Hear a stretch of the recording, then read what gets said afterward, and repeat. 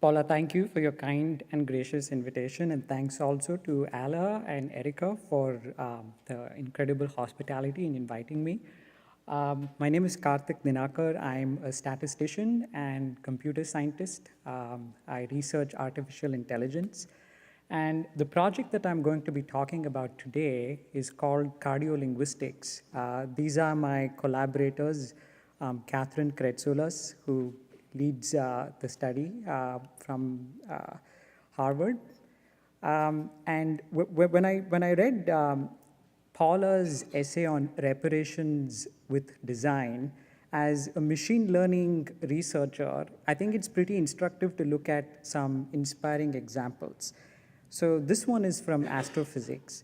When we look at a beautiful image of a far-flung galaxy, we realize that light, when we actually look back into the past, because light has taken all this while to travel this distance from the source to the observer, and when it travels this distance, it is always traveling through areas where there's intense gravitational fields because of celestial objects that lie between.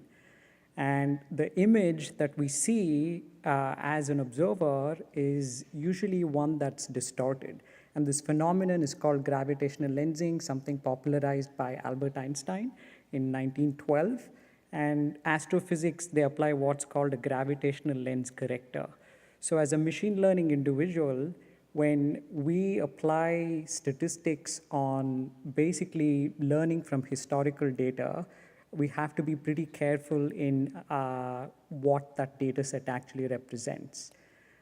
So this is an example of light traveling an enormous distance, but it looks like there's a black hole in between that has all this gravitational mass, and the image that we see in the end is not actually what the original star or nebula actually portrays. Now, the topic of my talk is cardiolinguistics, and globally, cardiovascular disease is often thought to be a male killer. This is the predominant stereotype, but it's actually the #1 killer for women. This is the official statement from the World Health Organization. So the question becomes, why is it often thought to be a man's disease? Cardiovascular disease, the mortality trends in Canada and the United States, more people die of heart disease the world over, actually, not just in North America.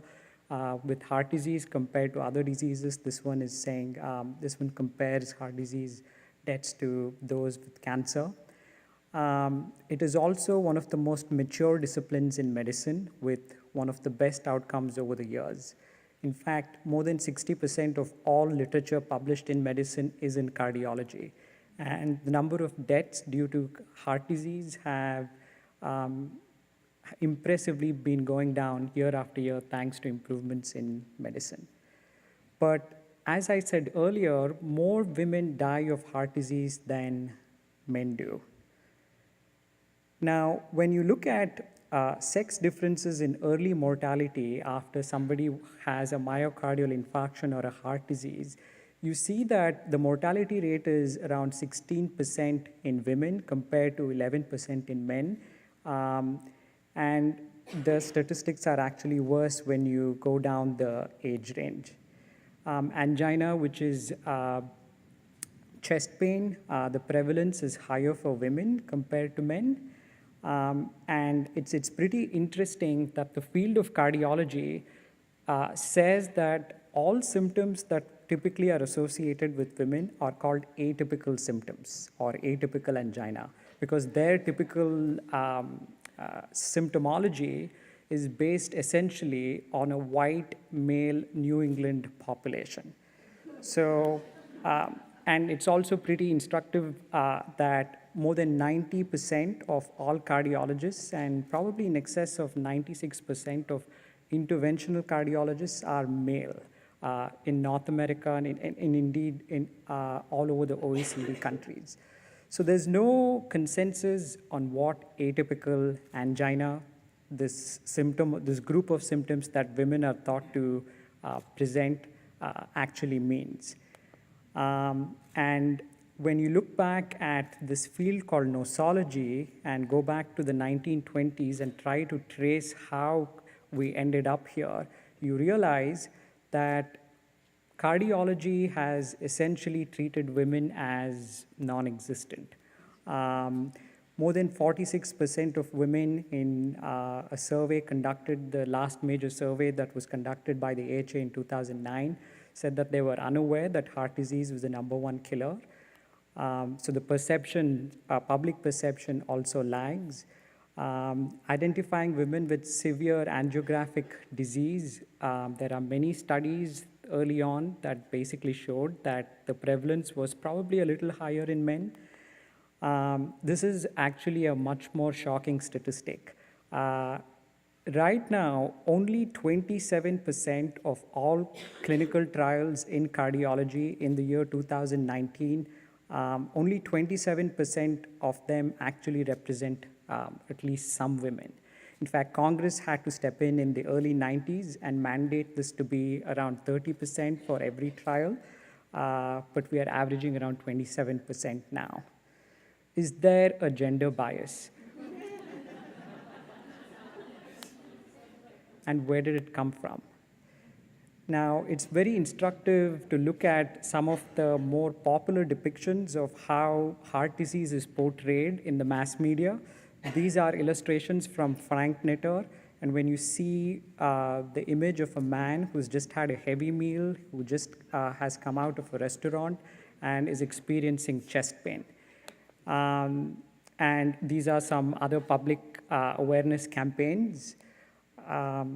I was born into a family of cardiologists, so my last trip to London in 2007, I snapped this picture of this ad on a moving bus saying, this is what a heart attack and chest pain looks like, and you have to dial 999. But women and heart attacks, this is another public awareness campaign meant to show women that they can have heart disease too, except the imagery here looks more like a yoga posture. So studying angina, what can we as statisticians and machine learning people do in a reparative sense to investigate this problem?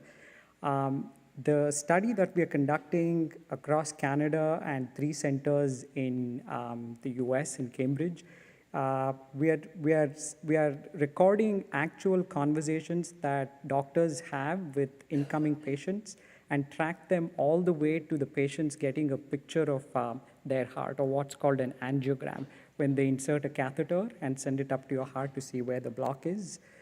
And when you record these conversations, you can do interesting things with ground truth data.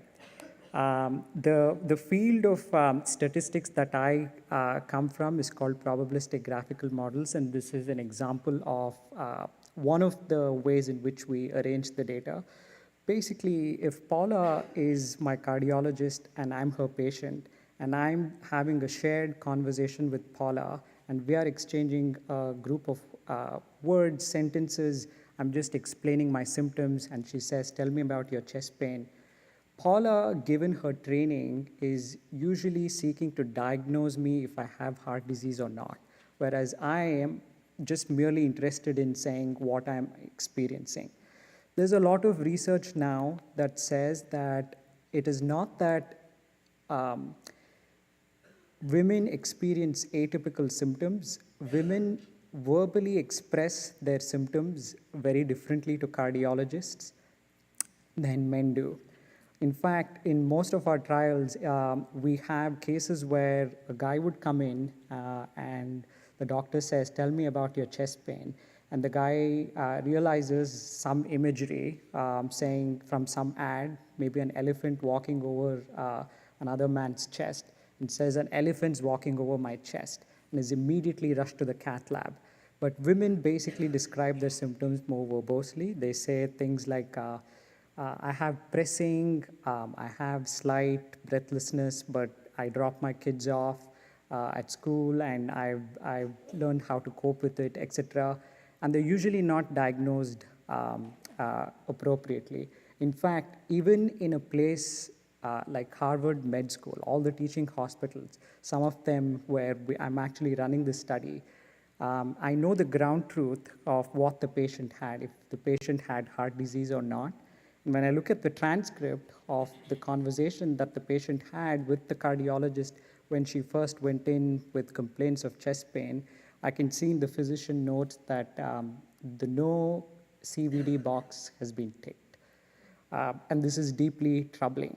So that algorithm that I showed you earlier shows that our conception of how we treat patient symptoms has essentially incorrectly followed a gendered lens. And it's not that women experience atypical symptoms more than men do. There are a lot of men who also describe their chest pain symptoms a lot like women, and they are underdiagnosed too. So this is some results from our study, and we are trying to publish this in the American Heart Association meeting this year to finally, in a very statistically rigorous way, show them that this whole notion of atypical angina is something that they have to revisit. There are a lot of symptoms that both genders experience, and a lot of symptoms are shared between both of them. This upper pain radiating on your upper arm as an atypical symptom, and the cardiologist waiting to see if that symptom appears when the woman is talking is maybe not as medically relevant in as much as it's socially mediated. These are non-chest region symptoms for both genders, and what we're seeing from a cohort of around 12,000 people is the symptoms actually are shared between the two. Now, the question now becomes, why is it that more than 80% of all diagnostic tests in cardiology, a field meant to treat heart disease, the #1 killer for women, 80% of all diagnostic testing across super specialty hospitals all across North America are done on men? I bet you if you just go to Mount Sinai or another place here, and you just look up the roster of who's getting an angiogram, 80% of the patient subjects would be male for a disease that actually kills more women. And it's something profoundly disturbing. This gender continuum is, in my opinion, a failure of the field to just look at genders in an equal way, and there has to be some kind of a restorative mindset that we have to take. Gender differences may be more of a function of language rather than biological sex differences, and no differences were observed between men and women in the seeming more biological aspects, such as non-chest location or associated symptoms. Now, I bring you back to the original slide that I started with.